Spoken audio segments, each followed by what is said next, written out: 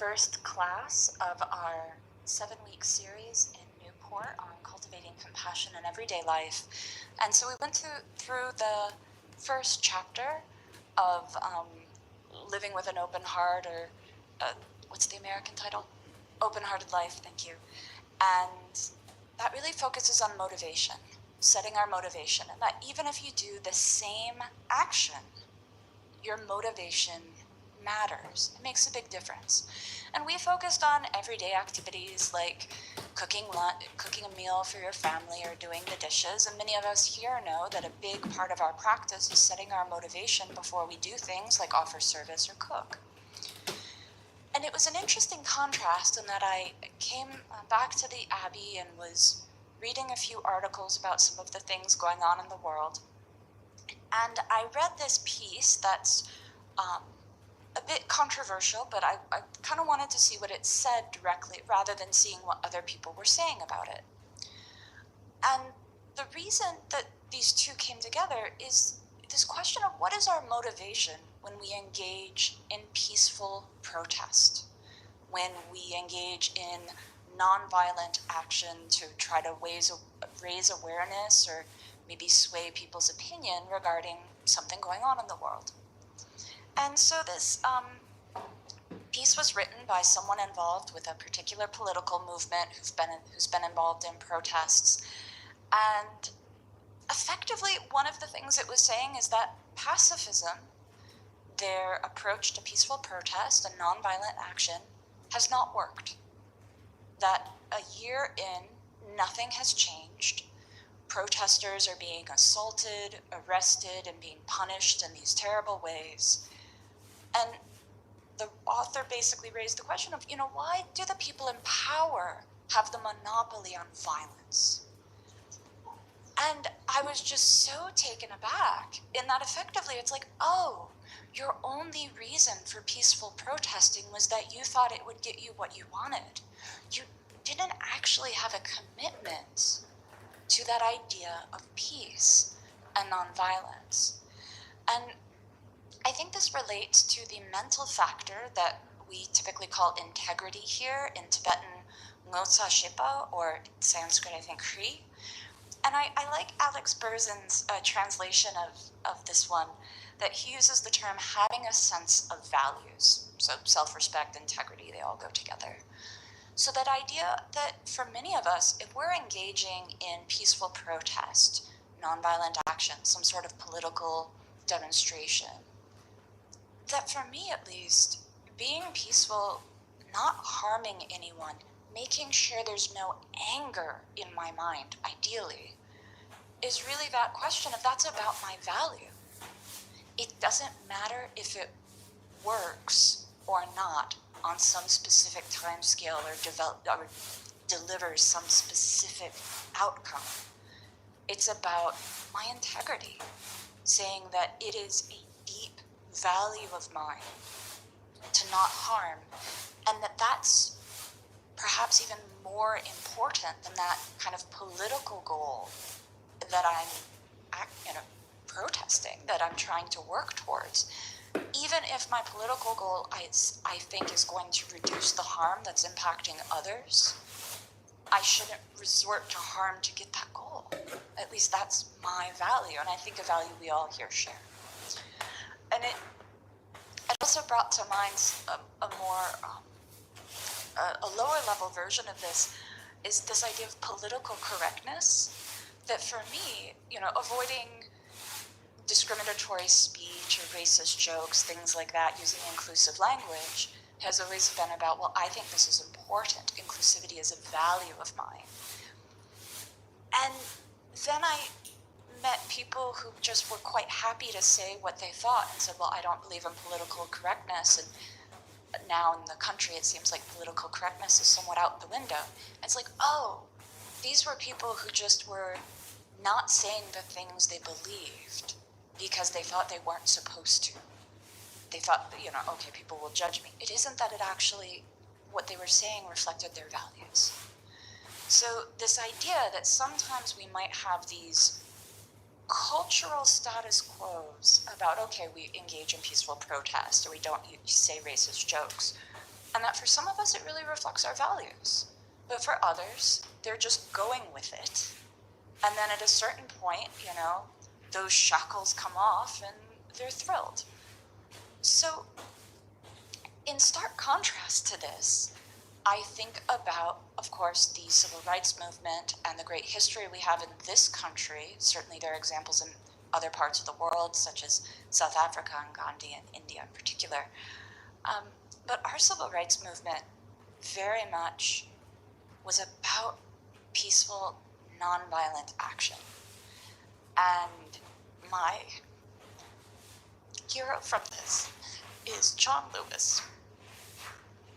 So John Lewis passed away a few years ago, but up until that point, he was an incredible advocate for equality and for nonviolence.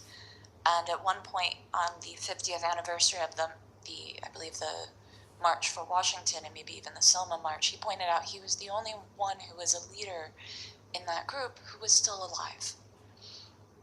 So he's given many talks, and I wanted to share some quotes from a talk he gave in 2013, because I think this is a beautiful example of integrity, having these deep sense of values, in this case about nonviolence, and that value being more important in a way than anything else. When he was interviewed, especially about 8 years ago, being asked, well, how do you feel now that Black Lives Matter protests are happening? Are you sad that we haven't gotten there yet? He's like, well, of course we still have a lot to do, but he has no regrets. So this is from John Lewis in 2013. We start sitting in, black and white college students, black and white high school students, sitting there in orderly, peaceful, non-violent fashion, waiting to be served. So this is the sit-ins at diners, these white-only establishments in the South. And someone would come up and spit on us, put a lighted cigarette out in our hair or down our backs, pour hot water, hot coffee, or hot chocolate on us, pull us off the lunch counter stools. We were orderly, peaceful. Many of us accepted nonviolence as a way of life, as a way of living. But we were charged with disorderly conduct, disturbing the peace. We got arrested. I went to jail the first time on February 27th, 1960. He was 20 years old. Between 1960 and 1966, I was arrested and jailed 40 times for sitting in or going on a freedom ride, marching for the right to vote. Beaten at a Greyhound bus station in South Carolina, beaten at the Greyhound bus station in Montgomery, Alabama, and left bloody and unconscious, beaten, having a concussion, on that bridge in Selma, Alabama, on March 7th, 1965, a day that became known as Bloody Sunday. But I never became bitter or hostile, never gave up. I never gave in, I kept the faith. And during all these many years, I've tried to keep my eyes on the prize. So he didn't, after a year or two, say, well, this isn't working. Let's just fight back with our own dogs and hoses. He and all of the other incredible civil rights leaders at that time, many before them and many since, have been committed to nonviolence. But he got arrested. He got beaten. He got jailed. And this is where it comes back to motivation. The external validation, or lack thereof, we get from the world is not how we can judge our actions. We cannot always know, am I doing the right thing or not, based on the external response I get. Because I think John Lewis was doing the right thing. He didn't have hate in his mind. He was standing up for what he believed was right. And he was beaten and put in jail. So that isn't to say, by any means, that we should go out and do things to get ourselves arrested, but that in our own lives, our day-to-day existence, how much are we looking for that approval, for people to praise us, to have that good reputation, rather than actually living with integrity and our own values? And he called this good trouble, that when he was a child, racism that existed, the fact that there were certain places he couldn't go, that he had to go and sit up in the balcony at the movie theater while the white little boys could go sit down in the front. He was upset about this, and his parents said, just stay quiet, this is how it is, don't get in trouble. Well, John Lewis got in good trouble. So after he was involved in civil rights and some different political groups, he then was elected to the U.S. House of Representatives in 1986, representing Atlanta. I got to vote for him twice. He served 17 terms, in almost all of them, I think, except one or two, winning 70% or more of the vote. After being elected to Congress, he was arrested 5 more times. He led many actions, even in Congress. There was a sit-in that they had in the House of Representatives to try to do something about gun violence. And some of the House Democrats, after even the congressional session was concluded, sat there in protest for 26 hours. And I believe he did that in his late 70s.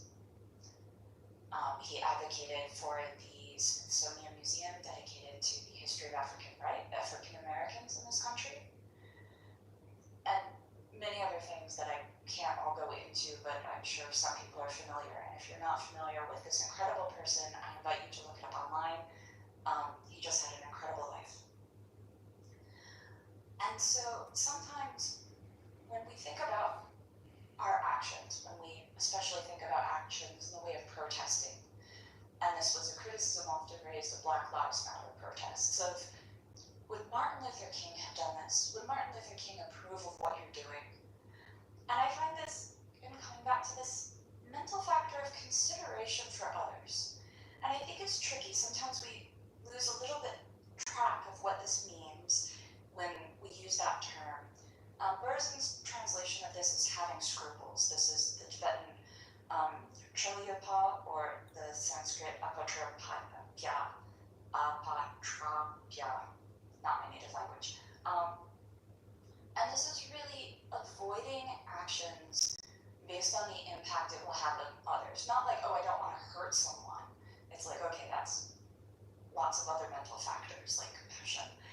But just that idea of if I act in a certain way, people will lose faith in me. People will lose faith in what I represent. My teacher might be ashamed of me. And so that idea that if someone is protesting, and especially if you're protesting for something like Black Lives, that thought that, wow, what would the civil rights leaders think if they saw my actions? And it was amazing that at that time we had John Lewis joining in some of the Black Lives Matter protests and making that clear statement that yes, you can do this without violence, you can do this without property damage, and we can still do this even if we're beaten, arrested, and pepper sprayed. So as we engage in whether it's our small daily actions or bigger political actions, let's keep these two mental factors in mind, holding dear to our own values, regardless of what external things come at us as a result. And remember that when we have these people we respect, who we care about because they are wise and we want to be like them, we should question whether they would be proud and approve of our actions or not. So with it in mind that we should care about what the people who we respect, the wise ones, say. One more quote from John Lewis.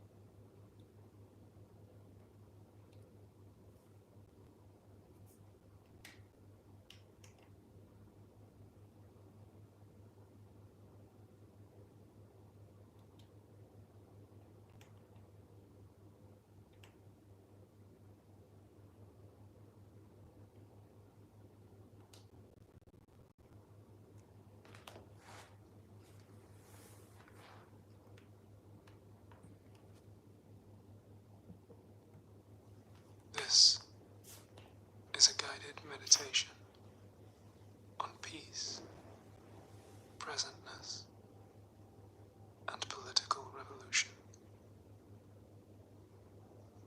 Find a place where you can sit comfortably, perhaps resting your hands on your knees.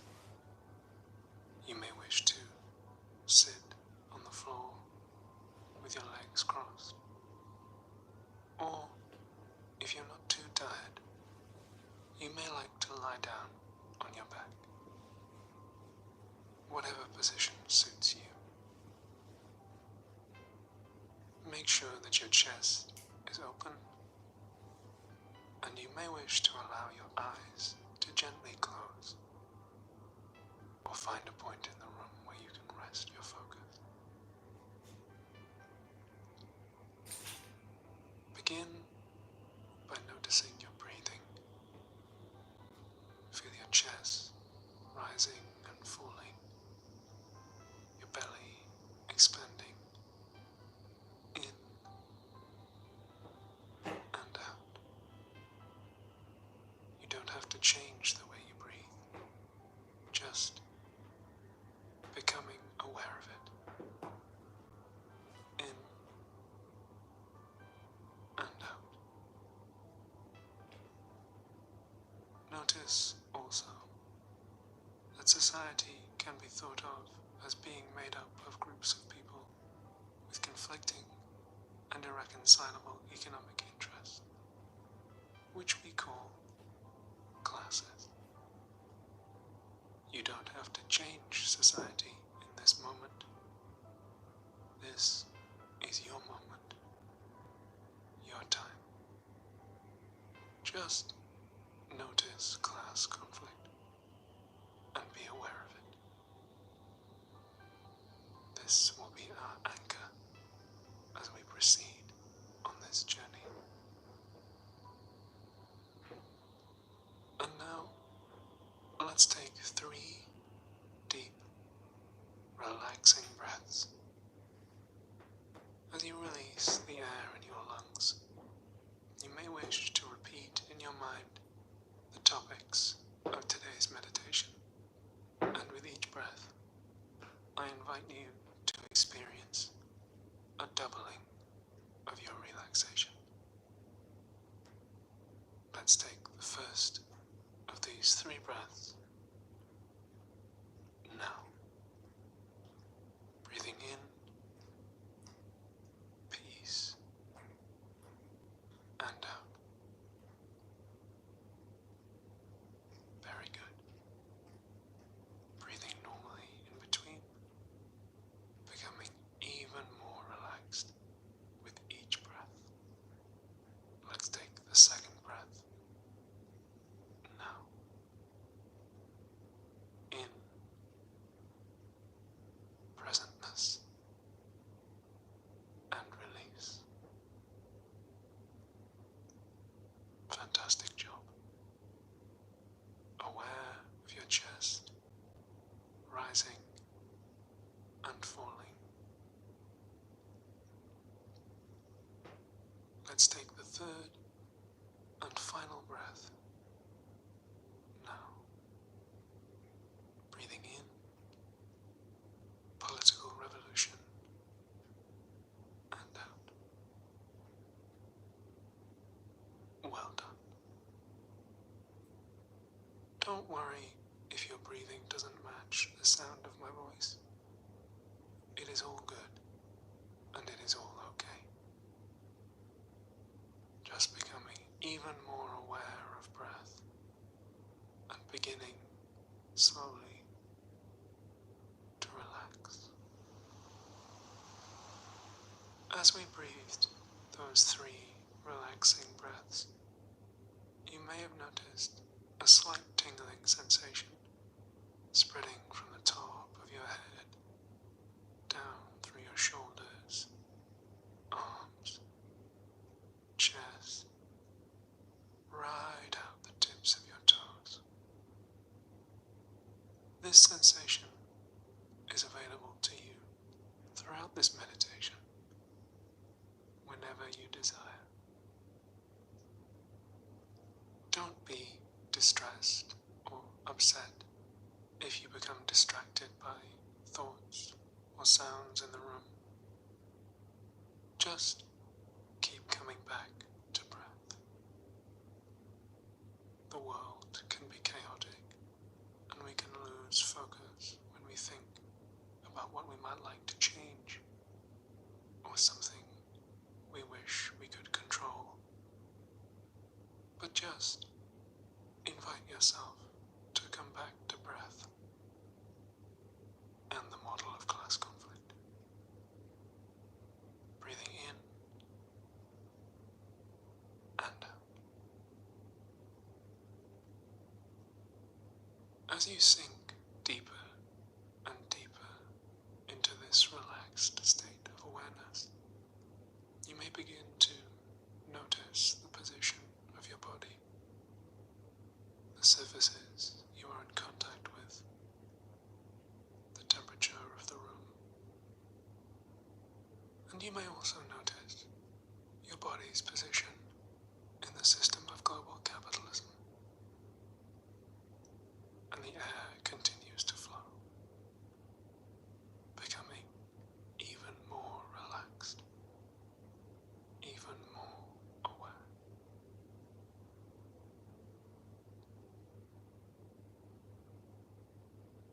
Now, in this relaxed state, we are ready to consider the revolution. As you breathe in and out, receive an invitation to the idea that revolution will look different for you if you are in a bourgeois nation enriched by global capitalism than it might for someone in a country impoverished by it. Returning always to breath and class conflict. When we think about revolution, we may imagine it as destructive or violent. We may conjure images of past revolutions that we think fell short, or make jokes about sending landlords and capitalists to violent ends. We may shy away from this image, whether because we are liberals rather than socialists, or because we were raised in liberal capitalist societies that maintain a hold on our thoughts, or perhaps out of compassion and love for our fellow human beings, whoever they may be.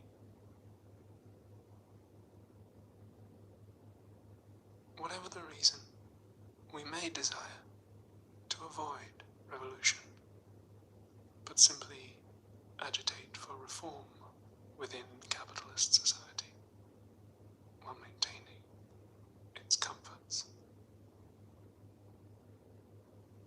But although revolution means a break with the old ways of doing things, it need not be fundamentally destructive, but instead an act of creation. It may be scary or painful, like bringing a new child into the world, but it is the birthing of a new way of life, rather than the gradual managing of decay and bargaining with entropy that liberal democracy has become. This is not to say that we cannot learn from our mistakes or come to an understanding of history. Simply that, in considering the revolution, we want our focus to be on the present and not our anxieties about the past. Do not judge yourself if you have doubts. Simply observe them and let them go. We may become anxious or depressed when we ruminate on the past and witness the destruction and pain that can seem to surround us.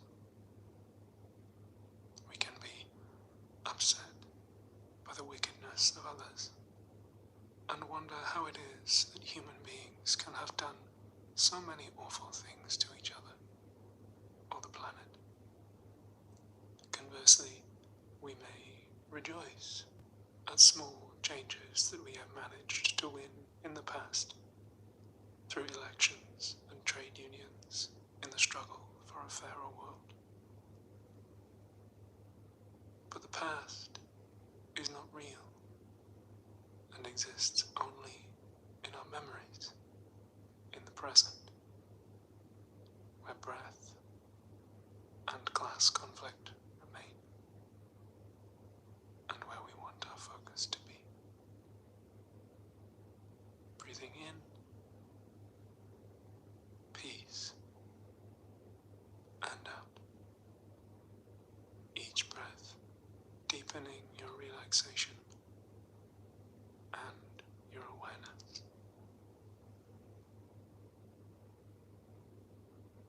When we are not dwelling on the past, we often project our thoughts about revolution into the future, as if it will be some messianic event, waiting just out of reach, that will save us from the frightening things in our world. But the future also does not exist. It is only anticipation in the present moment.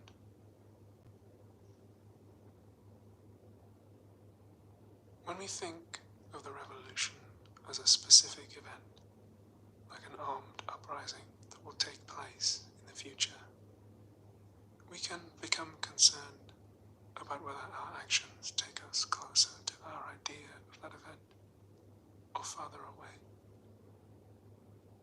We may become fixated on the purity of our vision, focusing only on the ideal, classless future, and neglecting other forms of oppression that others struggle against in the here and now. Or we may become anxious, thinking that it is an impossible task, or that we would have nothing to contribute, imagining instead that the future revolution will be led by anti-fascist catgirls or revolutionary daddies who will do the fighting for us. This can turn us against each other, or make us doubt ourselves, wondering whether what we or those around us are doing is truly revolutionary or merely reform. It is okay to have these doubts. Simply recognize them and return to the present moment, to breath, and the desire to abolish the class system.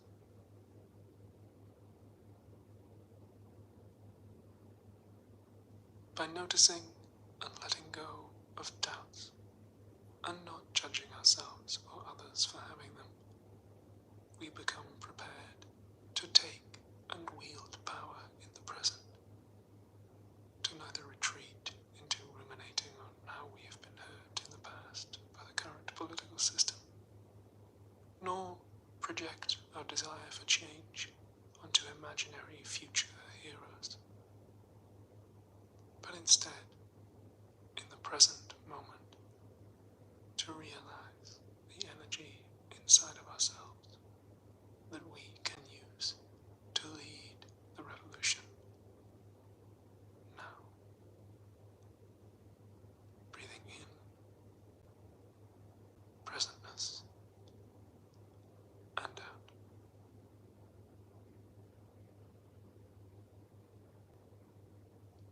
When we look at the revolution either as a distant project of the future or the redemption of the past, we often imagine it as a moral crusade, springing from the best impulses of our hearts, and someday bringing about a lasting justice. But this way of thinking can also bind us and stop us from seeing a way forward in the present. It is easy to become overwhelmed or disappointed when our own sense of justice is not met, and to become concerned with how the resources of our world are distributed, rather than the conditions under which they are extracted and produced. We stray from the present and class conflict, and it is easy to conflate our moral desire for a better world with the ideals of participation in bourgeois democracies in which we are raised.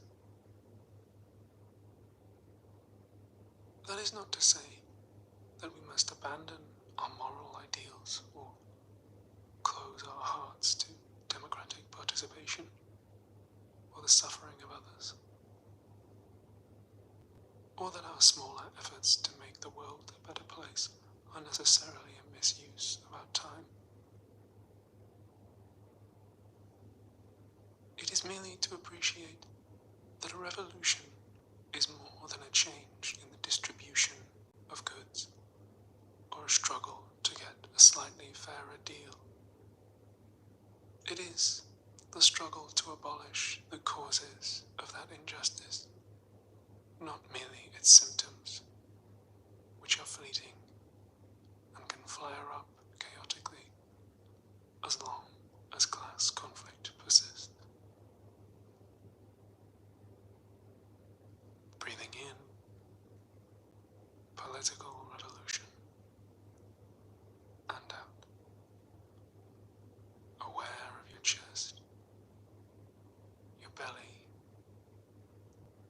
that tingling sensation in your head, shoulders, chest, and down through your legs.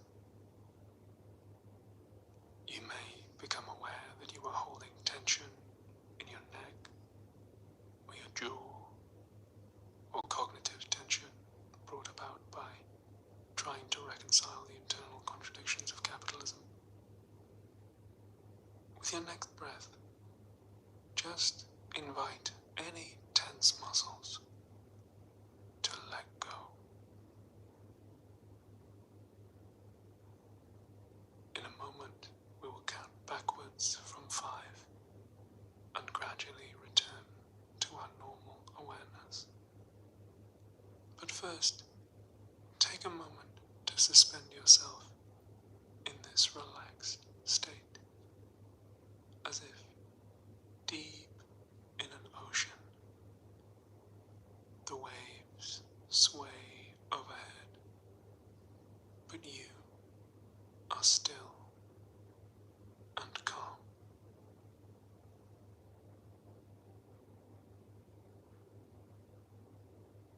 And now we will begin to surface with 5 short phrases.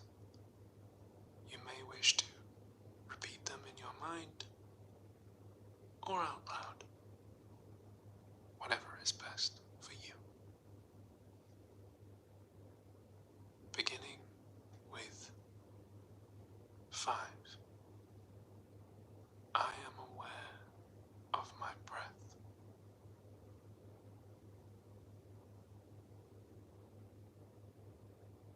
And now, 4.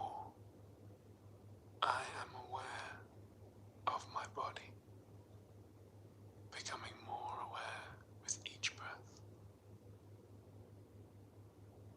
3. I am aware of class conflict, breathing in and out with 2. I am aware of the revolutionary energy inside me. And now, finally, 1. I embrace revolution in the present moment.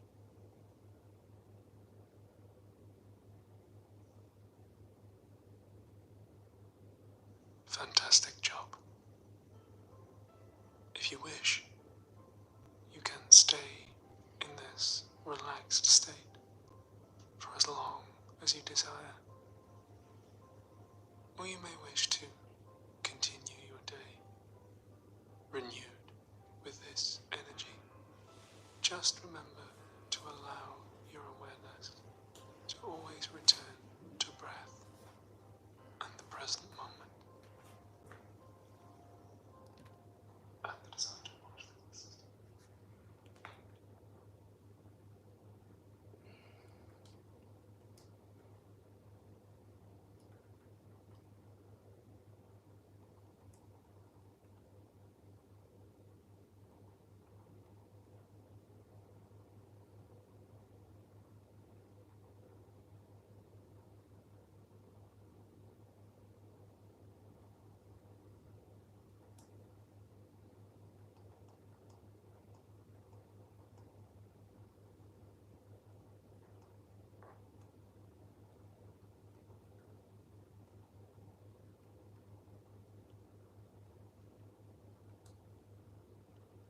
Marxism-Leninism, introducing a new series on the science of revolution by J. Sykes.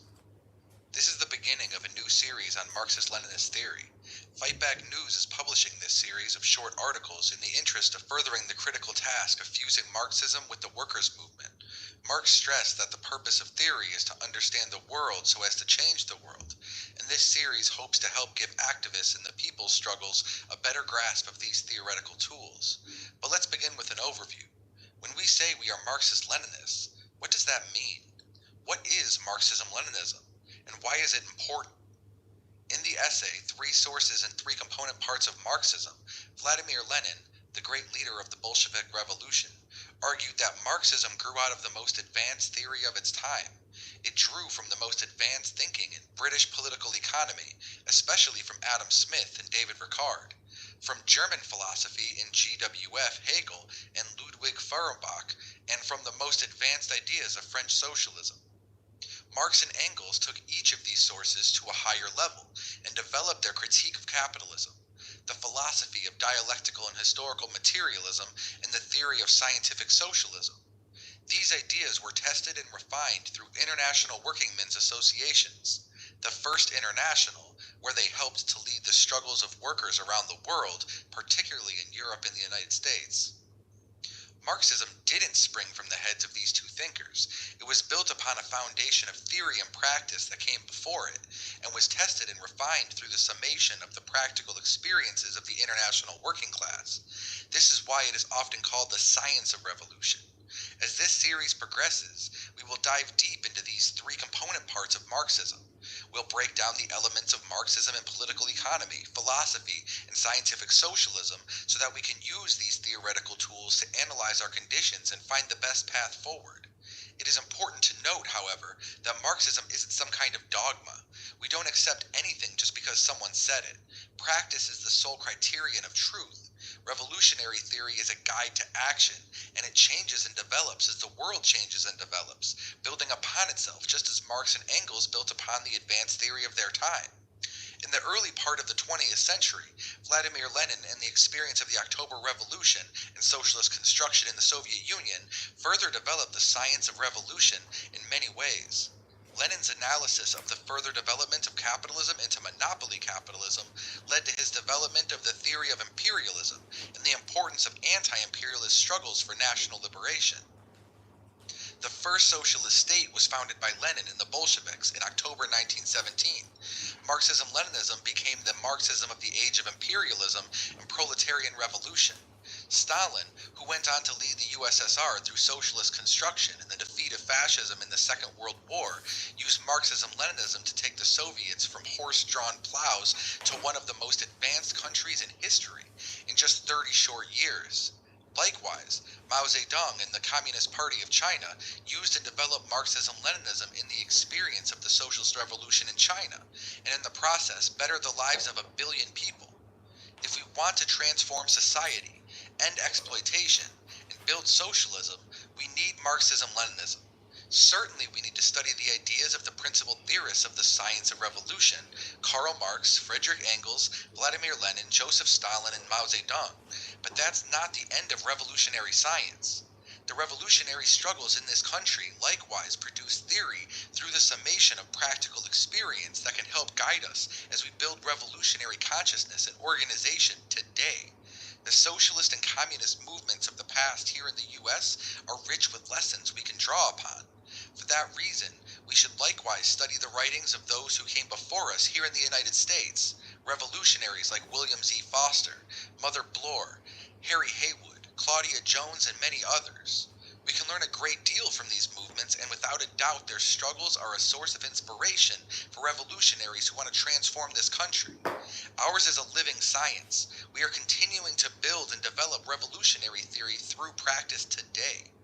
What Mao Zedong once said merits repeating. If there is to be a revolution, there must be a revolutionary party.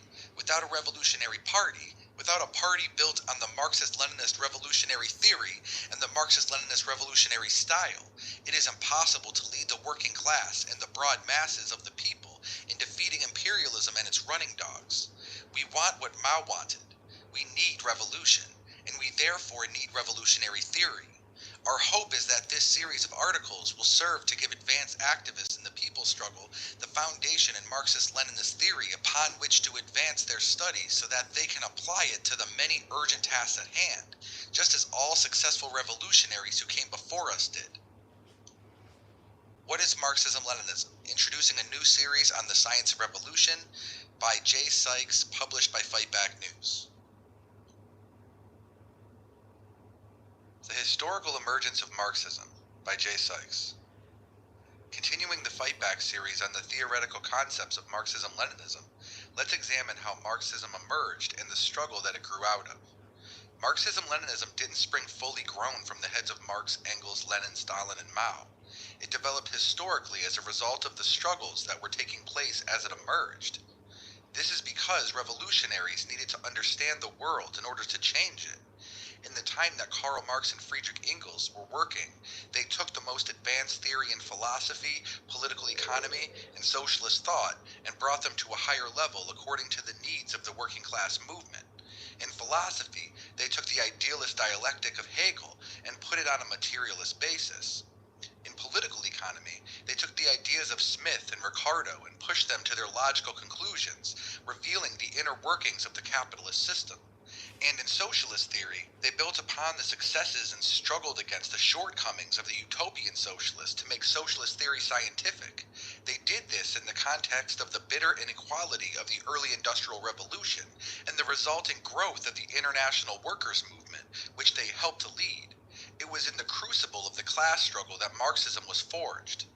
The revolutions of 1848 swept through Europe while Marx and Engels were in Brussels, Belgium. Marx was expelled and went to Paris, joined by Engels. From there, they went to Germany, where they led the Communist League, for which they wrote the Communist Manifesto, and published the newspaper Neue Rheinische Zeitung. The 1848 revolution was defeated in Germany, and Marx was again expelled and returned to Paris, while Engels was able to remain in Germany as a soldier in the Revolutionary Army until its final defeat. Marx was expelled from Paris in 1849, where he finally settled down in London. The defeat of the revolutionary upsurge of 1848 set the revolutionary movement into disarray, and therefore required analysis and summation. Marx set to work drawing theoretical lessons from that set of practical experiences in order to see the way forward. It was in this period that he wrote Class Struggles in France, 1848 to 1850, and the 18th Brumaire of Louis Bonaparte. These experiences helped to clarify the relationship between classes at the time and allowed Marx to discern who were the friends and who were the enemies of the proletariat in the struggle to transform society. In 1864, the International Workingmen's Association was formed. Marx helped found the First International, wrote its program, and came almost immediately to lead it. However, the First International reflected the ideological disarray of the post-1848 revolutionary movement, and within it, Marxism had to struggle against both the utopian socialists and the anarchists, preventing the revolution from being led down these blind alleys. The utopian socialists and anarchists advanced pie-in-the-sky theories of what a socialist society would look like, and combined this with idealist notions of how to get there. The utopians' theory was not grounded in practice or in the practical needs of the workers' movements and had yet to see their admirable ideas realized. In 1871, the experience of the Paris Commune further clarified these questions and sharpened these ideological struggles, and Marx wrote The Civil War in France to sum up the tremendous revolutionary experience of the Communards, the first instance of working-class state power, which Marx called the dictatorship of the proletariat. Marx's famous work, The Critique of the Gotha Program, addressed some of the same issues in the context of revolutionary strategy. All of these interventions were instrumental to the growth of the revolutionary working class movement and helped to propel it forward. As the struggle against idealism in the working class movement progressed, Engels wrote a brilliant pamphlet, Socialism, Utopian and Scientific. In this important text, Engels helped to popularize Marxism and explain the difference between it and the thought of the utopians Saint Simon, Fourier, and Robert Owen, who all had followers in the First International. He explained the basis of Marxist dialectical and historical materialism and how these theoretical tools allowed the revolutionary movement to advance past utopian idealism and put the revolutionary movement on a materialist foundation. All the while, Marx had been deeply engaged in the intense study of political economy that would finally bear fruit in the publication of Volume 1 of his great work, Capital, in 1867. In this mammoth study, Marx gave the working class movement a rigorous critique of capitalism, how it arose historically, how it functions, why exploitation and economic crisis are at its core, and an understanding of how capitalism could be overcome. It is impossible, of course, to do justice to all these ideas here. This is but an overview to help give context to Marxism and show its development through struggle. In the following articles in the series, we will show how Marxism continues to develop in the era of imperialism and proletarian revolution, and we will then go deeper into all of the ideas we have covered here. The Historical Emergence of Marxism by J. Sykes, published by Fight Back News. Well, thank you everyone for being on tonight. This is the Freedom Road Socialist Organization study session that we're going to be having for the next few months with general members, as far as we know at this point. And we are going to be using, as people should know at this point, a series that has been written and is being published on Fight Back News on Marxist-Leninist theory. And it comes out every week.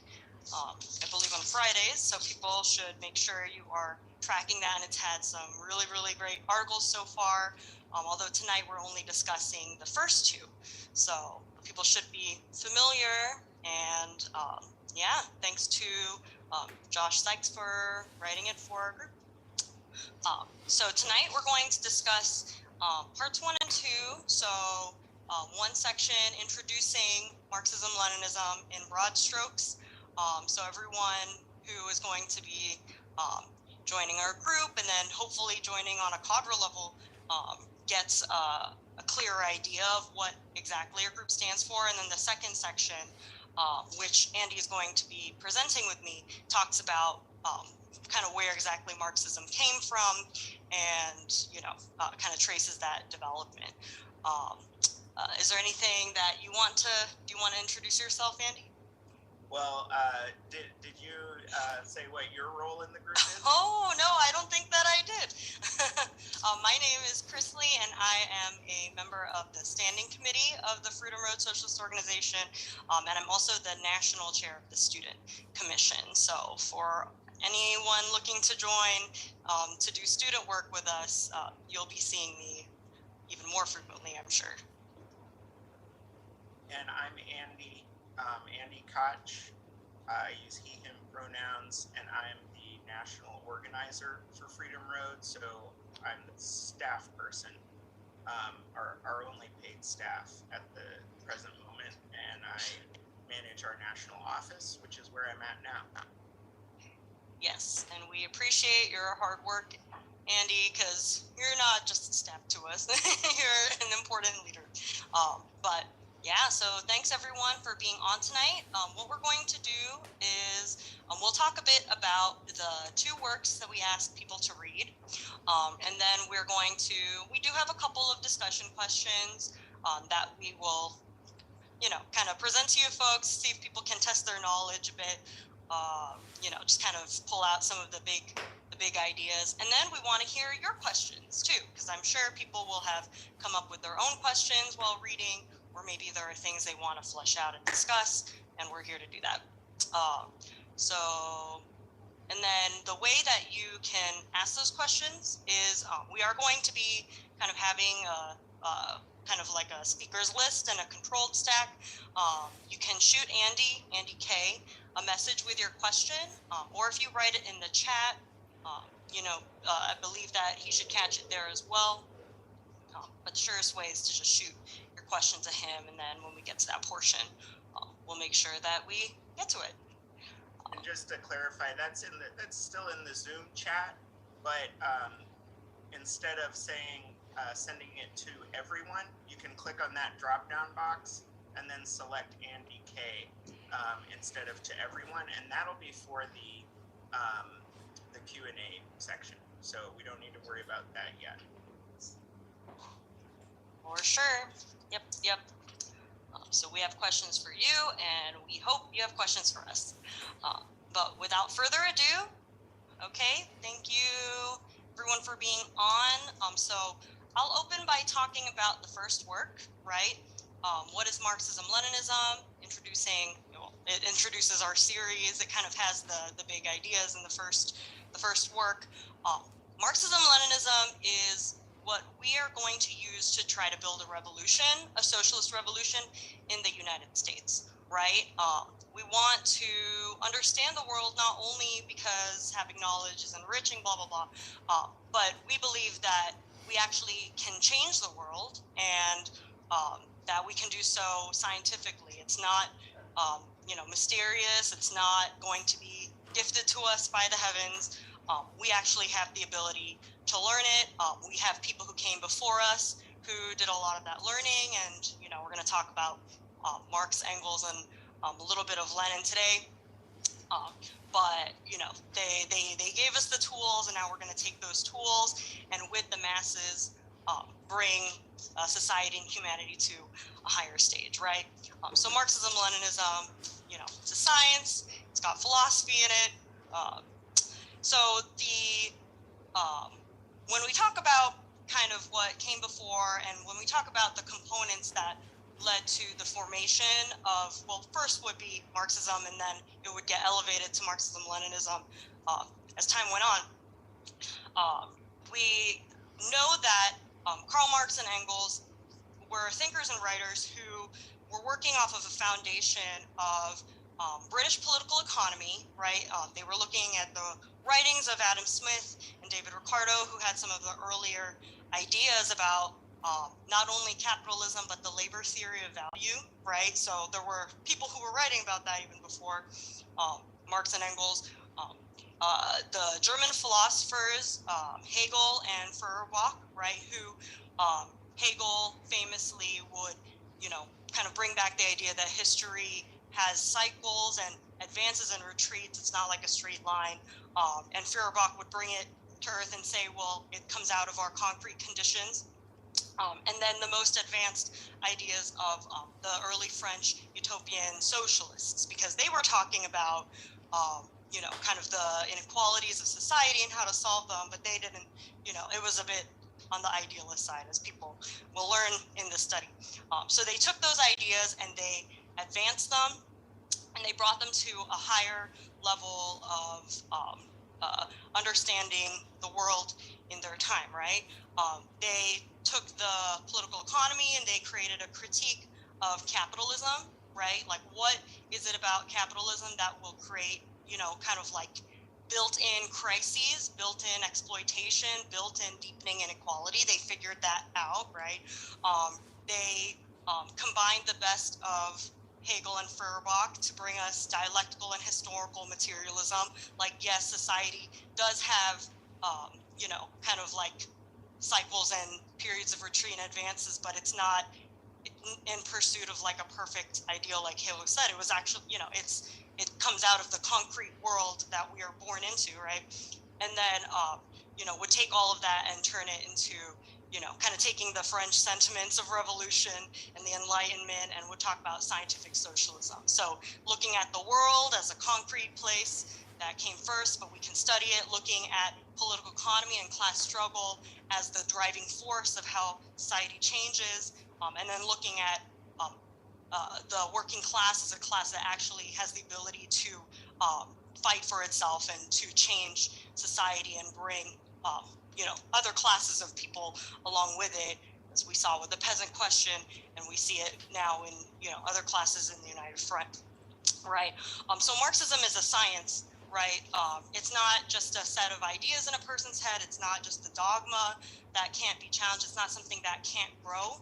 And in fact, Marx and Engels would, they weren't only writers and thinkers, they were also organizers. They would go on to become leaders in the First International. They would participate in attempts at revolution, and they would fight even in wars to try to do it. And they got to witness and study, kind of the revolutions of 1848, the Paris Commune, the bravery of the French workers, and they learned from those experiences. So it was really the social practice of the masses that was the kind of, was what made it possible for any of these ideas to, kind of synthesize into what was correct. It was, carried out by the masses, and that's how Marx and Engels would learn about the potential, right? And what was waiting for us in the future. So, Marxism is not just a dogma, it's kind of the summing up of these social practices, with the forefront, at the forefront of the masses. And Marx and Engels, their writings would kind of work off of that. Now, and then, yeah, why is this important? It highlights something that we really, really want to teach everyone over the course of this series, which is that practice is the sole criterion of truth, right? In order for us to sum up what happened, something has to happen first, but, that's not to say that there's going to be a dialectical relationship between the theories that we can take out and bring into the world and test out, but it has to be based on the concrete conditions of our world, right? It's not going to, again, fall out of the heavens or be based on who has the best theory. And when it comes to the concrete conditions of our world, the world has changed since the time of Marx and Engels. This is where Vladimir Lenin became an important writer. What are the conditions of our world? Well, we're not at the beginning stages of capitalism anymore when you have kind of this early competitive, it's looking hopeful, it's looking innovative. You actually have monopolies now, like capitalists who've cornered all these markets and whose greed was beyond imagination, who have gone international. And now we have decaying capitalism, right? We have imperialist countries, and we have imperialist capitalists, and that's they create a situation of underdevelopment around the world and oppressed nations. So that is what we have to contend with, and it's what Vladimir Lenin looked at, and kind of taking this analysis that Marx and Engels set before, Lenin would go on to apply the sciences to learn about the, like what classes could lead in the front against the Tsar, right? The leading role that the workers would play, but also the important role that other classes, such as the peasants, would play, and the importance of anti-imperialist national liberation struggles, which is going to be key to our strategy, right? And it's something that we talk about a lot. People should be familiar with the national question from our group, right? We want to build such a front in our country too, right? And Lenin actually, Lenin with the Bolsheviks and the Russian people, they succeeded at this, and they had the first socialist revolution in history. And that was significant because there's a lot to learn from that experience. We learned a lot of the lessons of party building, from that experience. That's why we call ourselves Bolsheviks. And then there would be other Marxist-Leninists who would go on to contribute greatly or keep building this science, right? So Stalin leading the Soviet Union through some great challenges, Mao and the Communist Party in China taking, these lessons and applying it to, very different material conditions, and then improving the lives of 1 billion people, producing a lot of works that we also read. So, this is a science that's proven, and it's true, and it's worked, and we want it too, and we think we can have it, and that's why we're trying to build it. Why do we need it? Because it's the science of revolution, and the people want and need revolution. We can't live in this state of exploitation and war and brutality and pandemic and crisis anymore. We need to control our own destinies. We need to take what has been kind of studied and laid out in the tools that have been given us by the writers before.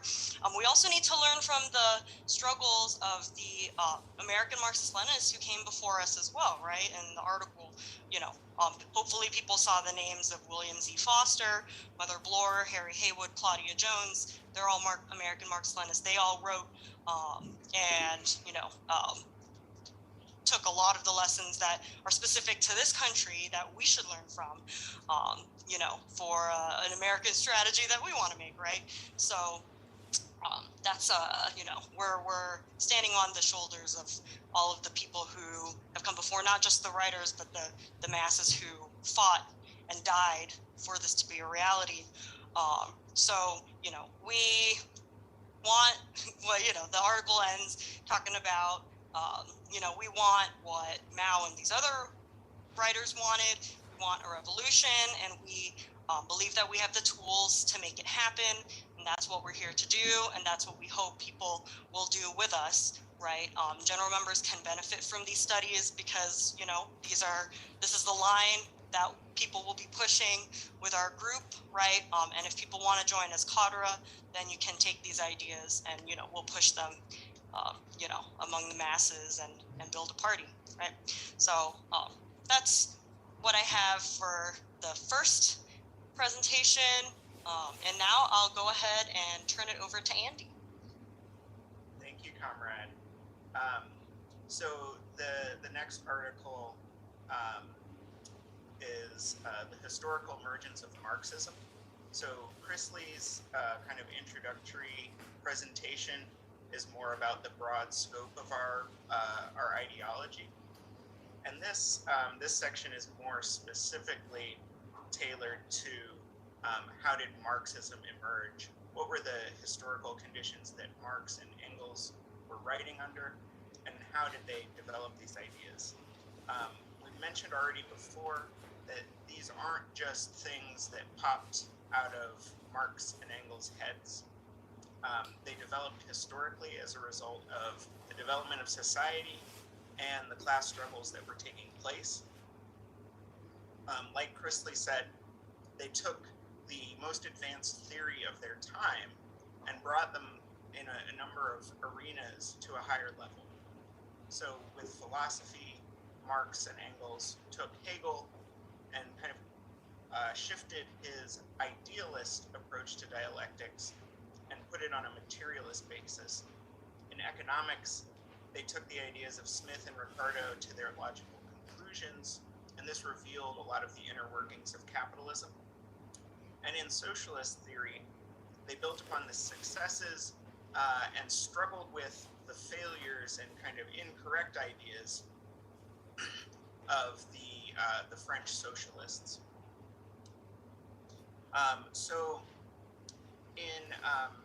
So we're going to start kind of in 1848. So the early Industrial Revolution was a time of really bitter, stark inequality, resulting in an international workers' movement, which Marx and Engels helped develop and also lead eventually. They were, both of them were exiled from Brussels to Paris, and then traveled to Germany, where they led a group called the Communist League. This was also the year they published the Communist Manifesto, which was commissioned kind of as the program of that organization. And they published the newspaper Neue Rheinische Zeitung. The 1848 revolution in Germany was defeated, and so Marx and Engels were exiled. And this defeat of that revolution put the revolutionary movement into disarray. which Marx summarized and analyzed that experience in works such as The Class Struggles in France, 1848 to 1850, and also the 18th Brumaire of Louis Bonaparte. What Marx does in these writings is clarify the relationship between classes at the time, and it allowed Marx to discern who were the friends and who were the enemies of the proletariat in their struggle to transform society. And this is something that's especially relevant to to us today, but it's also a method that all successful revolutionaries have employed, determining what classes and what forces are our friends and our enemies. Who can we unite with? Who do we have common enemies and common interests with? And who do we have, stark contradictions with? And we kind of sum up this in our group document, Class in the U.S. and Our Strategy for Revolution, which I think is very much worth a read. So the next chapter of the story of Marx and Engels' collaboration is the kind of period of the International Working Men's Association, also known as the First International. So 1849, Marx is exiled from Paris and settles in London, where he stays for the rest of his life. In 1864, the International Working Men's Association, also the First International, is formed, and Marx helped found it, wrote its program, and came almost immediately to lead it. But there was a big ideological struggle within the First International against utopianism and anarchism. So the utopian socialists, and these kind of people are still around today, and we have to have the same kind of arguments with them. But the utopian socialists and the anarchists advance pie-in-the-sky theories of what a socialist society would look like, and combine this with idealist notions of how to get there. The utopians' theory was not grounded in practice or in the practical needs of the workers' movements, and had not seen their admirable ideas realized. So essentially, ultra-leftism or utopianism or anarchism, all to one degree or another, they have a disconnect with material reality. And that's something that we try to pay close attention to.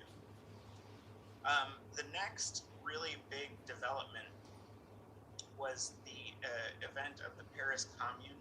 So in 1871, the workers of Paris rose up and took power for more than 2 months before they were crushed. Marx analyzed these lessons from this historical experience in the Civil War in France, and he correctly pointed out that it was the first instance of the dictatorship of the proletariat in the real world. Marx also addressed some of these issues in a work called Critique of the Gotha Program. So they, both Marx and Engels, continued this kind of long, protracted struggle with idealism. And Engels wrote a very important work called Socialism, Utopian and Scientific. It was significant in that it helped to popularize Marxism and explain the differences between Marxism and the thought of the utopians like Saint Simon Fourier and Robert Owen, who were utopian socialists. And they all still had ideological followers participating in the First International. He explained the basis of Marxist dialectical and historical materialism, and how these theoretical tools allowed the revolutionary movement to advance past utopian idealism and put the revolutionary movement on a materialist foundation. Then our final kind of chapter. So while all this has been going on, Marx has been writing Capital, his deep and intense study of political economy, and it was finally, the first volume was published in 1867. Marx, with this work, gave the working class movement a rigorous critique of capitalism, how it arose historically, how it functions, why exploitation and economic crisis are at its core, and an understanding of how capitalism could be overcome. So that covers our kind of presentation section. And I'm going to hand it over to Chrisley for our first kind of Q&A questions. The first two questions we're going to ask you all. And so once we ask the question, if you want to comment or respond to the question, use the raise hand function. So you can find that in Zoom. If you click on the little smiley face with a plus that says reactions, you can raise your hand, and then that makes it really easy for me. It bumps you to the top of my list, and then I can unmute you and you can speak. We are going to ask that nobody speak longer than 60 seconds so that we have space for everyone to participate. All right. Thank you very much, Andy. And again, we're going to get to people's own questions that they have as well, but we'll start by pulling out kind of the main concepts. So the first question, I've thrown it in the chat. Why is Marxism-Leninism the only theory that has produced successful socialist revolutions? What gives it that quality? And, there's not like a single perfect answer or anything. People can talk about kind of different aspects. But why Marxism-Leninism? What's so great about it? And then Andy, if you want to we've got some hands, so I'm going to unmute Jules. Howdy, can you all hear me okay? Yeah, go for it. Awesome. I think that the two things that come to mind, we were just talking about socialism, utopian, and scientific. I think that's the most important thing, is that it's grounded in dialectical and historical materialism, so there's a good understanding of the past and of the present, the economics, the political economy, of how things are materially happening right now, and the forces that are in contradiction right now, and what that contradiction looks like and how to resolve it. I also think that a really important thing, and this was talked about in the first reading, is the reliance on theory and practice. Revolutionary theory to guide revolutionary practice, and then revolutionary practice to be critiqued by and improved on with revolutionary theory again. Great, thank you. I'm going to unmute Brian.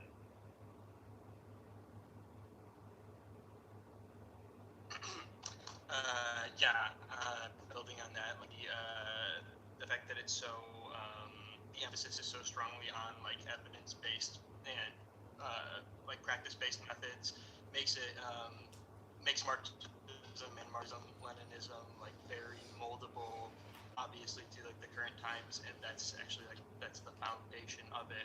The fact that you can read Huey Newton and the Panthers and see the clear through line all the way back to Marx and then through Lenin and through Mao, shows that it's a platform with tools and a way to guide thought, but not prescriptive, and that makes it very adaptable to individual circumstances. Okay, Jason. Yeah, I think I would add the last two people. Yes, that's some great things. The biggest thing for me is, like some others have said in different words, it takes the material conditions of wherever you are. So the Bolsheviks did not have the same conditions as the Chinese Revolution that happened afterwards, or Cuba, which started as a nationalist revolution. They all had different conditions which dictated how one would go about getting the people on your side, which really involves listening and talking and dialoguing with them to say that the ideas that are here, the superstructure as Marx would call it, come from the fact that you are producing and working in a certain way for someone else's benefit. And so it starts to interrogate the entirety of the structure that you're in, the conditions that you live, to say that maybe something can change, or that with enough praxis, it will change eventually, the historical part, the Hegelian part of it. Awesome, thank you. I'm gonna unmute Ryan. Hey, so I think what I would add to that is when we're not just talking about like Marxism or orthodox Marxism, but like Marxism-Leninism in particular, I think that actually in the article there was a really poignant quote by Mao, who said, without a revolutionary party, without a party built on Marxist-Leninist revolutionary theory and in the Marxist-Leninist revolutionary style, it's impossible to lead the working class against defeating imperialism and its running dogs. And I think one of the things that Marxism-Leninism in particular really did to move the science forward was apply the idea of Marxist science broadly to the new conditions that we face in an imperialist world. And I think in general, when we look at Marxism-Leninism as that continuation of Marxism in the modern era, it's just more so than any other doctrine out there, it is the expression that has really carried the legacy and the learnings of the concrete revolutions of the last 150 years, ever since Marxism was a concept. Thanks, Ryan. All right, so we're gonna do 3 more, and then we'll move on to the next question. Alex. Yeah.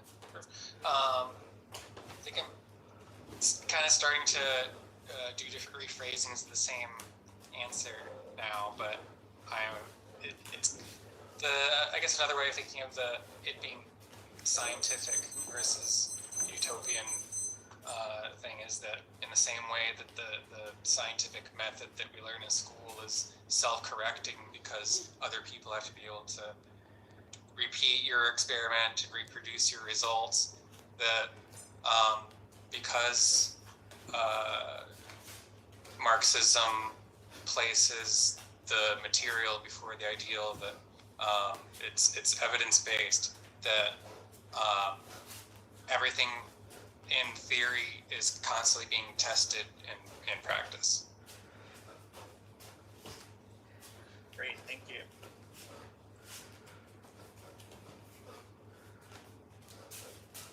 Okay, Sam. So I wanted to build off what Alex said, actually. So yeah, with that scientific method, it's not just that we have those revolutions that succeeded, we also have ones that didn't. You look at like Grenada or Madagascar, who had these vaguely left-wing liberal revolutions, but because they were not properly formulated, they did not have a mass line, they weren't necessarily adherent to Marxism-Leninism, that they eventually collapsed. Grenada had internal conflicts that led to a coup that the United States took advantage of and invaded. Madagascar ended up in financial ruin because I forgot his name, Ratsiraka did not adhere to a socialist model and began taking loans from the IMF. And that the fact that we have those control groups that had the revolutions but did not adhere to Marxism-Leninism shows that the Marxism-Leninism is the way to succeed, in my opinion. Great, thank you. Eric, and this will be the last on this question. Hey, so these are all really great summations, and it really shows that people really have done the reading here, which is awesome. It's a great way to start out.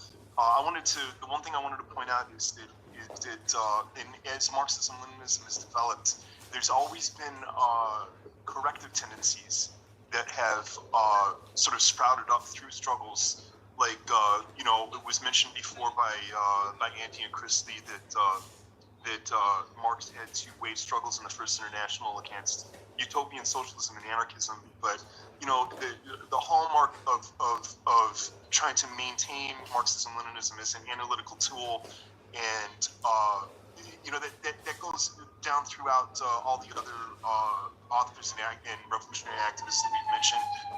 Engels, towards the end of his life, was polemicizing against the biggest Marxist party in the world at the time, which was the SPD, the Social Democratic Party in Germany. You know what I mean? And he was going up against a persistent theory that still is around to this day, the idea that there is a non-revolutionary path to socialism. And then after the October Revolution, after That's a minute. After Stalin died, after Khrushchev took over, they went on the path of revisionism, and then there was a corrective tendency that the Communist Party of China and the Party of Labor of Albania went to try to combat revisionism, and then the Filipino comrades took it up, so this is something that if applied correctly will guard against revisionists going off the rails. So thank you. Right, great answers. I definitely appreciate. Those were really fantastic answers. I really like using the example of the scientific method and explaining what exactly it is that we do when we are testing out a line. That's the same concept behind it, right? Because we want fact-based results, right? 100% agreed with people that it's about taking the material conditions of when our time and place in our material conditions, creating a strategy based on that, using every lesson that came before us, and having a revolution with it, right? Yeah. People's answers were good. Okay, so next we'll have the second question, and then after kind of taking some answers on that, we'll open it up to everyone else's questions. So here is the second question. And I'm sorry, people think these questions are basic. I'm seeing that people are really on the ball in this call. We're just trying to pull out the key concepts and make sure that those are clear. So the second question is, what is the relationship between the social practice of Marx and Engels and their theories/writings? Why? Were their views static from beginning to end? They just had all the answers immediately? Anything change along the way?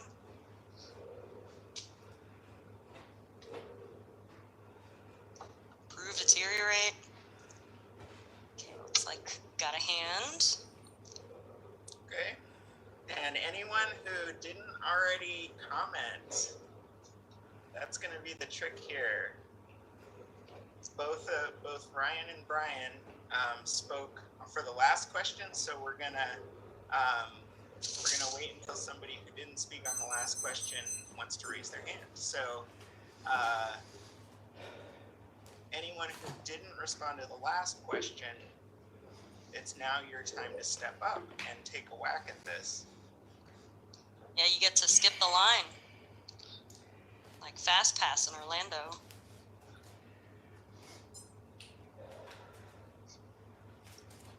Oh no, is it a hard question? Okay, Rashad, I'm gonna unmute you. How much time do you get? Like a minute? Anyway, the main thing is that a lot of people, the main thing is that experience made their ideas sharper over time. If you compare, for example, the writings of, say, Engels, towards the very end of his life, like in some of his letters when he's talking to Bloch or whatever about historical materialism, and compare it to the Communist Manifesto at the time from 1948, them being able to see the developing contradictions from the failure of 1848 to the Paris Commune to eventually what was starting to develop in Russia and the question of the peasant agrarian question, is that their ideas had to be sharpened through actually seeing what was going on. They couldn't stay in the same for example, in the same ideas about what it would mean to seize state power. You even have Marx saying that, okay, yes, the Communist Manifesto is right in essence, but it can't be that we just seize all the state material. You have to, in a sense, change it, and that's what the Paris Commune didn't exactly do, is that they just took all the stuff and they didn't exactly transform it. So there was still some degeneration that allowed them to be overthrown. So it was very important, basically. Great, thank you. So if we don't get any other hands that haven't spoken before, we will go to Brian. But I see Richard did not speak on the last one. So Richard, I'm going to unmute you. Yeah, I think what Shaw just said made a lot of sense, and I think someone touched on this before in the last question as well, but like the importance about the relation between practice and theory and the writings is that basically practice and like revolution is like the laboratory of the theory.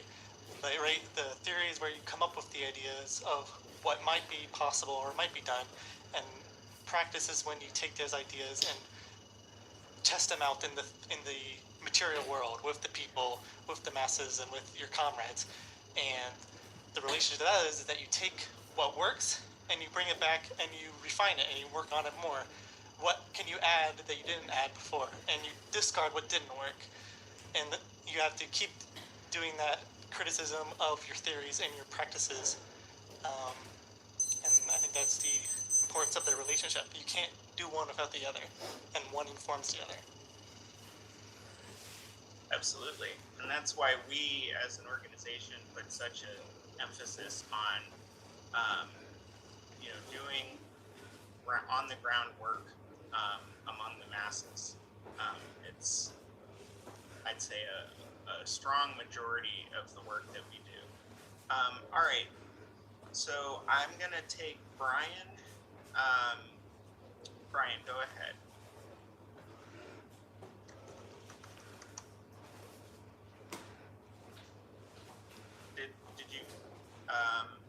Did you still want to speak? Okay. I'm clicking the ask to unmute. Okay. I got it. Yeah, I mostly raised my hand just to get stuff going, but I'll just say, it's mostly on the fact that there was the direct experimentation and learning from that and adapting, but also through the internationals and the communes, in addition to just the actual revolutionary practice, there was also it was an intellectual free for all, whether about the utopians and the anarchists, or Engels' utopia or socialism, utopian and scientific, is actually a part of his larger rebuttal of anti-Semitic idealist socialist named Düring. And so they really cut their teeth against these other combating theories of socialism, and their ideas won out in addition to the revolutionary practice. All right, thank you. And we'll do one more on this question. Jason.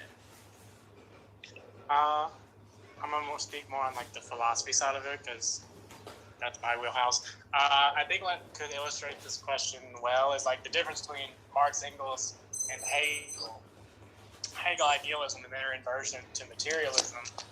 With Hegel, we see the sheer historical mission for some spirit to further embody itself in a nation which cares for everybody. Ultimate freedom, woohoo.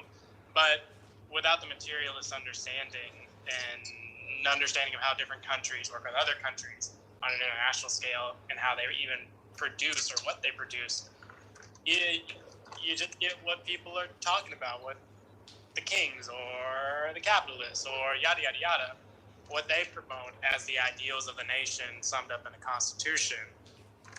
But that doesn't tell the whole picture, as we can see in America. Definitely not telling the whole picture with our Constitution. And so their theory, which essentially is materialist Hegelianism, takes it and then, I'm not great with words, adds the necessity for empirical investigation. Because without it, then you are stuck with the sort of utopian idealistic go, yada, yada, yada. You're going to get there. Ooh. All right, thank you. Period. All right.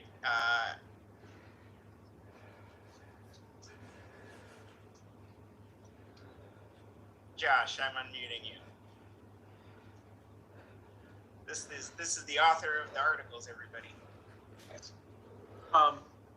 Yeah, I just want to add one point about the theory practice thing. The big thing in the struggle against the utopians and the anarchists and everybody else is the Marxists were able to prove it in practice, right?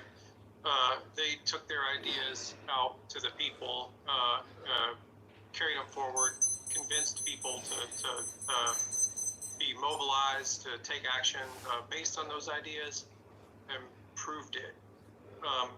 Whereas the anarchists and the utopians weren't able to do that. And there's a struggle for summation that takes place there that they were a part of, to say these ideas, it wasn't just polemics between one set of ideas and another. It was based on things that were really happening, successes and failures, and trying to analyze why those things succeeded or failed, because everyone was interested in them succeeding. Everyone wanted them to succeed and needed them desperately to succeed. That's all. Thanks very much. And thanks for writing these. These are great. Thank you. So now we're going to move on to general Q&A.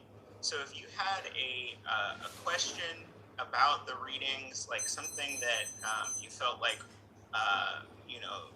wasn't kind of firmly settled from just the text of the articles, or if you had a question about a related idea, now is the time to ask that. And then Chrisley and I, and maybe Tom, if he feels like it, will respond.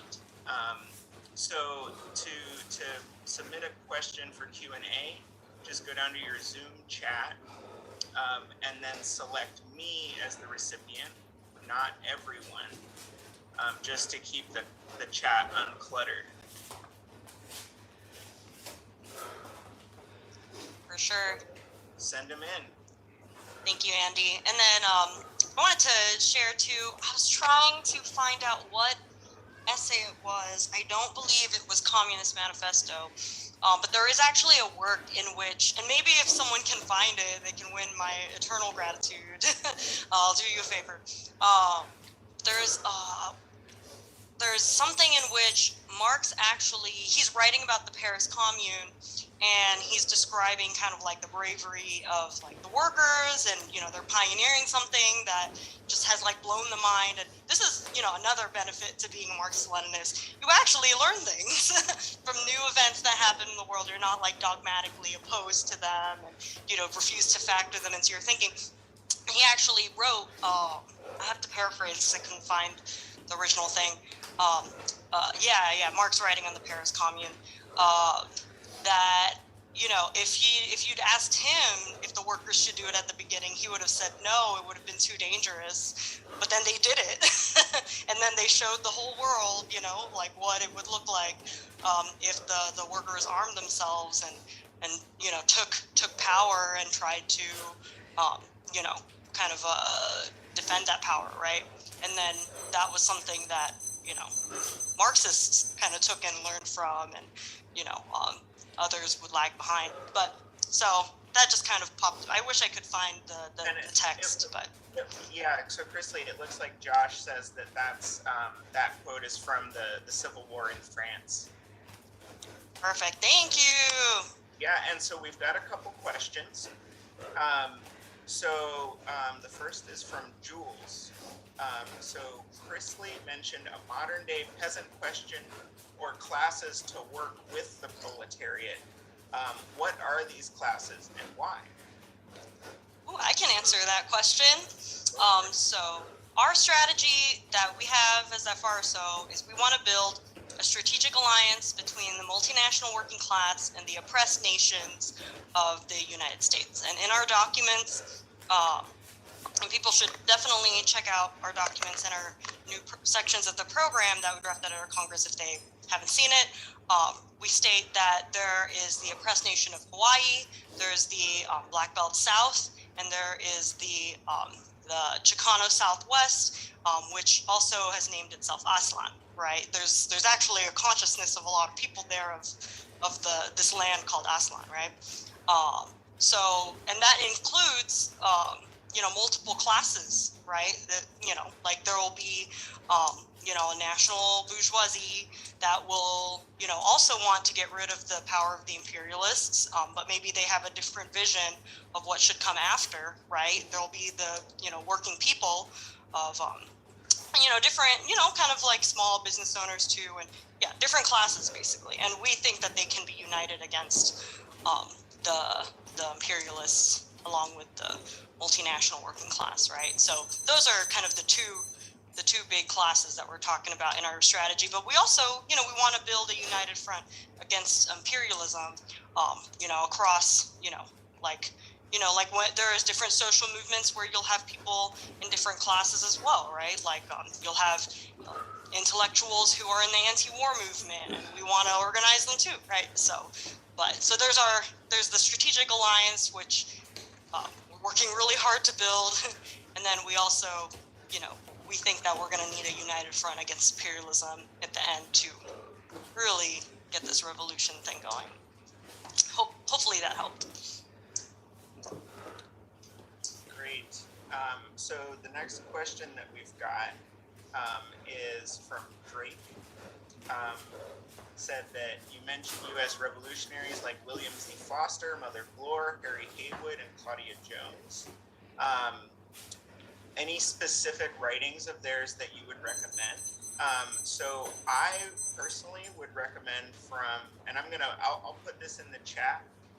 It's not links to the full things because I'm not sure if all of these books are available entirely online. But for Foster, American Trade Unionism is a great book. And also he wrote The History of the Communist Party of the USA, which I have a copy of. Mother Bloor wrote an autobiography called We Are Many, and it's a kind of autobiography of her life as a organizer and leader of the Communist Party. That one you might have to get a hard copy. Harry Haywood, we always recommend his Black Bolshevik, which is also an autobiography of his, but is just a fantastic book that talks about his early life, but also his whole political career, and fighting for a correct understanding of the Black national question. And Chrisley also says Negro liberation, which goes more detailed into the African American national question as well. And then, does anybody have a recommendation for a book on or by Claudia Jones? Chrisley, you got one? Yes, I do, because we actually just read that in my own city with a bunch of activists. I don't know the title off of the top of my head. I'll pull it up and then share. Oh, it looks like Josh has suggested some as well. Beyond Containment. Thank you, Josh. And let me pull out the one that I think it was not necessarily a book that we read, but a series of essays. But I think they must come out of a book.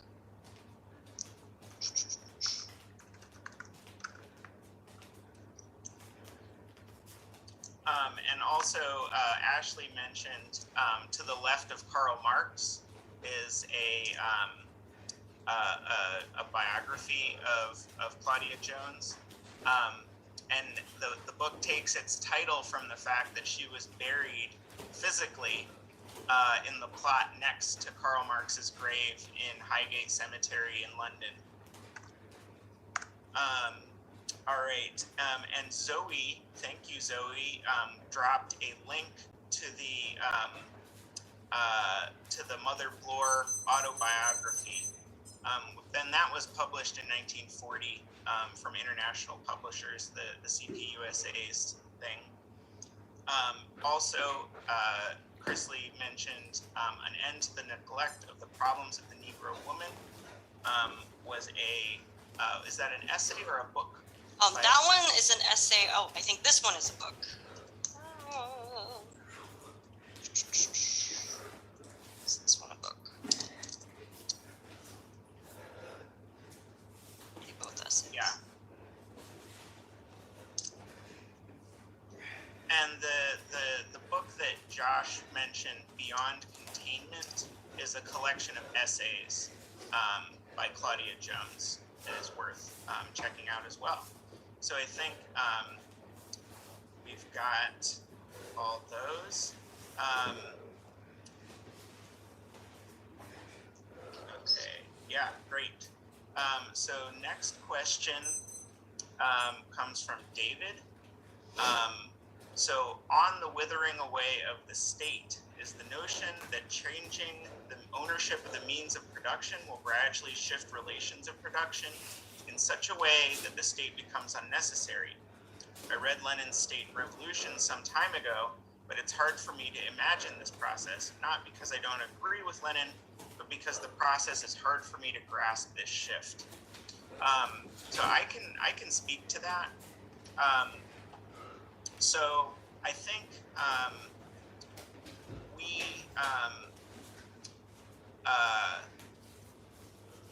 so an important concept with this is that it's not the process of the withering away of the state and the transition to communism, or what we call, which is defined as a stateless, classless society.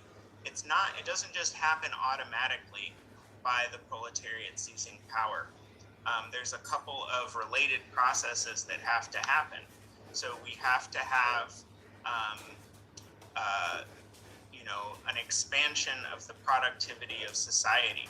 So there has to be more wealth produced more easily, and that kind of solves the problem of scarcity. And this leads over a long period of time to the dissipation of classes. And this is the role. So the role of the party under capitalism is to build and lead the working class and the oppressed peoples in a revolution. The role of the party under socialism is to continually steer society towards communism. And we don't have, practical experience with this. There hasn't been a society that's achieved communism yet. But that is our goal, and it's something that happens very gradually with the expansion of the productivity of society, like the rule or the law that Marx kind of theorizes for communism is from each according to their ability, to each according to their need, so that you work at what you want to do and what you like to do, and you'll receive from society, from the products of society, whatever you need. And not only does that require a socialist system of distribution that's very egalitarian, but it also requires a very high technological level and a high productivity. Is there anything else that Chrissy you'd like to add to that, or Tom? I could add. Yeah. At this, so, we're still talking definitely in the U.S. about just seizing the state, right? So just having that socialist revolution. And then there are countries such as China that have seized the state, and now they're trying to, resolve the primary contradiction of their society, right? And they, in doing that, they will be able to change what contradiction is primary, and then be able to tackle, kind of new questions and new contradictions, like you said, Andy. So at this point in time, under socialism, we would still say from each according to their ability, to each according to their work. We do still, people do still work in the socialist countries that exist today, because we haven't achieved that that situation yet where classes are no more, right? So yeah. Thank you for making that distinction, Andy. And that's the thing that we have in common with the anarchists, is we both want to get rid of classes, right? Like, that's why we can actually unite with them on a lot of things in practice in the world, but we have a different vision of, well, what the role of the state is. They think we can rush the process and just abolish the state because we say it's not around anymore. We actually say, no, we need it in order to change the, the means of to seize the means of production and change the relations of production. But.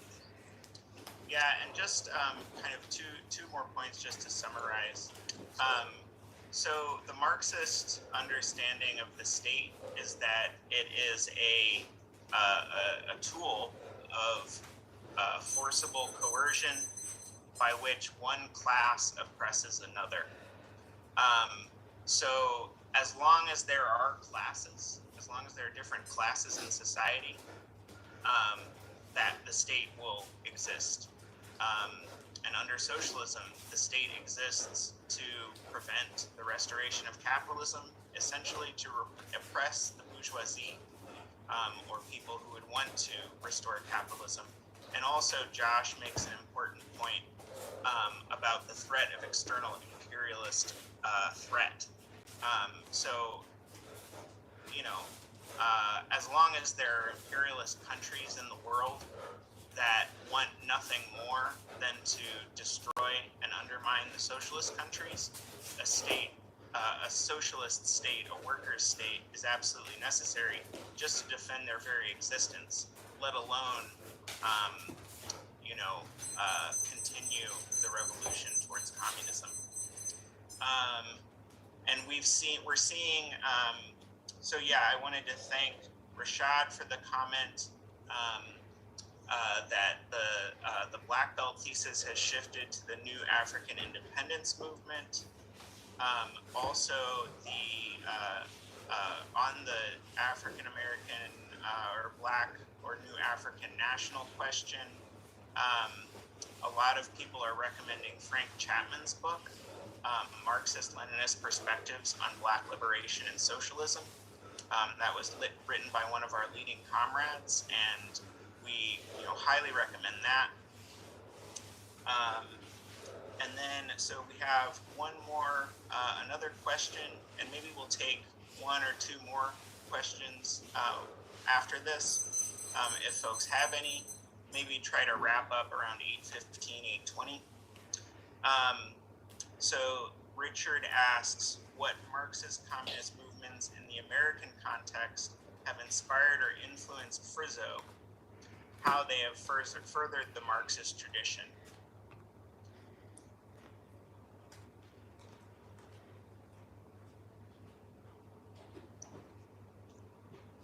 Chrisley, go for it. This is a really hard question to answer because there are so many. There's something to learn from, pretty much everything that happens. But, I'm glad that Frank's book came up because he actually writes extensively about, kind of not only like the earliest days and what came before the Black Liberation Movement, but what was the role of the communists, kind of like in different points in time in relation to that. And, they were supportive, obviously. We were supportive, right? Let's claim it. We're communists, right? And that, like everything from like the German communists who fled after 1848 and then were fighting for workers' rights in the U.S. and were anti-slavery to, the Marxist-Leninists in the CPUSA who said, fuck Jim Crow, like unions need to have both black and white workers in it.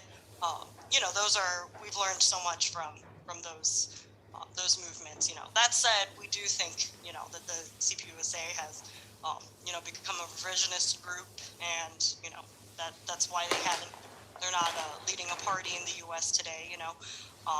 So yeah, I mean, the Black Liberation Movement, like the fight of like Chicano and Filipino farm workers, and there's just so many. The workers' movement, the women's movement. I'm not going to list all of them on this call, but there's the authors who were mentioned previously are a good place to start.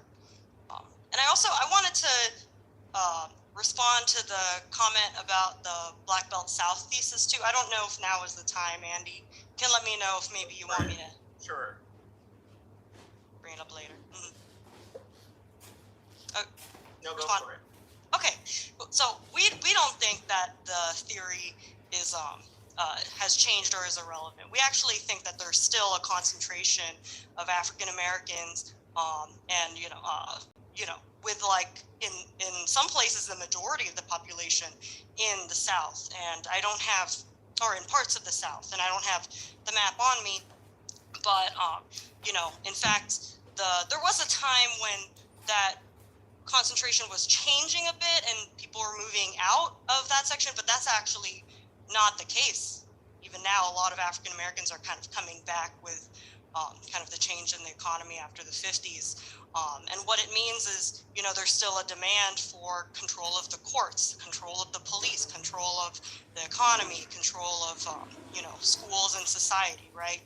There's still a national question in the South, basically, right? But we also have demands, too, for oppressed national minorities, which would include African Americans who don't live in the Black nation, right? So, demands for full equality in everything, right? If you are African American and you live in, like Chicago, for instance, right? And this is laid out in one of our pamphlets on our website. And the reason that it's important to say that there's a national question, there was a polemic written. I'm not going to go into the details of, the groups at the time, but Amiri Baraka wrote an essay, and I won't find it right this instant, but it was critiquing the idea that the Black Belt Nation was gone, wrong again, thank you, was gone, and now it's everywhere. He said saying that it's everywhere is just another way of saying that it's nowhere, and that I thought was a pretty compelling way. So you can have the national question with this concentration in the South, but also still oppressed national minorities living in other parts of the U.S. Those things are true at the same time.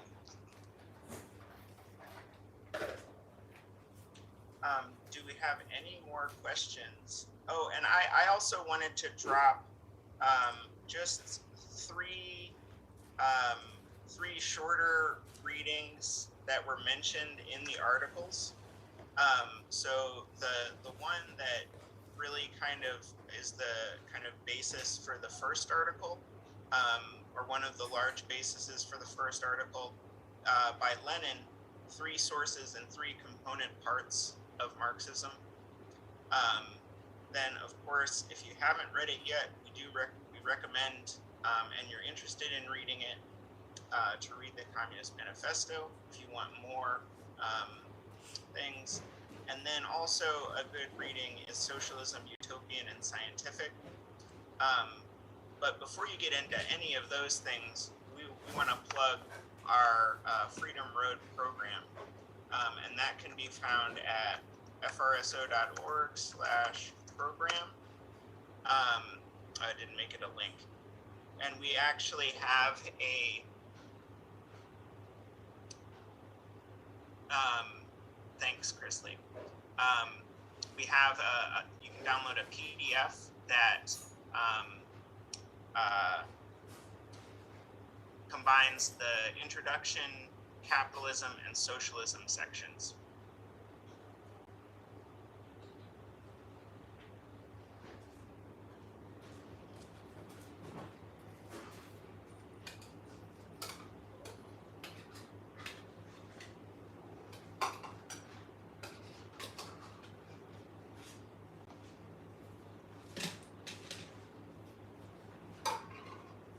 Yeah, absolutely, Andy. Thank you so much.